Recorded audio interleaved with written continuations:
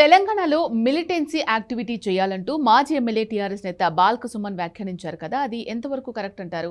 సింగరేణి భవన్ తగలబెడితేనో రైలు పట్టాలు కోసేస్తేనో డబ్బులు తన్నుకుంటూ వస్తాయని మాట్లాడడం దేనికి సంకేతం అంటారు?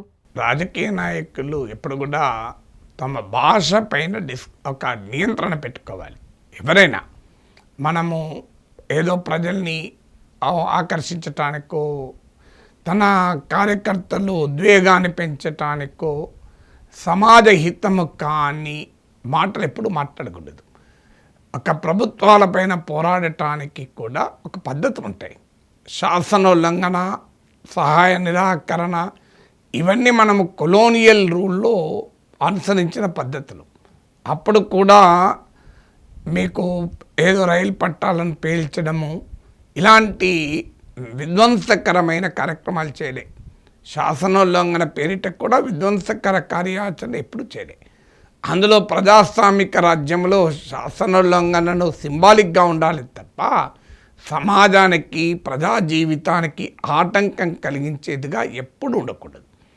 ఆస్తులను దగ్ధం చేయడం కానీ, అభివృద్ధిని అడ్డుకోవడము కానీ నిరసన తెలపడం కాదు. నిరసన తెలపడానికి డెమోక్రటిక్ ఫార్మ్స్, మీకు గాంధీ మహాత్ముడు అహింసతో ఒక దేశాన్ని స్వాతంత్రం వైపు ఎలా నడిపించాలో చూపెట్టి ప్రపంచానికే ఆదర్శమయ్యాడు. మీకు అహింస అనేది బలహీనత కాదు, అది బలం. అందువల్ల ప్రజాస్వామ్యములో బల పరీక్షకు ప్రజా సమీకరణ ద్వారా చేయాలి, శాంతియుతమైన ప్రజా సమీకరణ ద్వారా చేయాలి. సో కొన్ని ప్రత్యేక సందర్భాల్లో చట్టాన్ని విధించేటువంటి ఆంక్షల్ని ఛేదించి కూడా నిరసన తెలుపుతారు.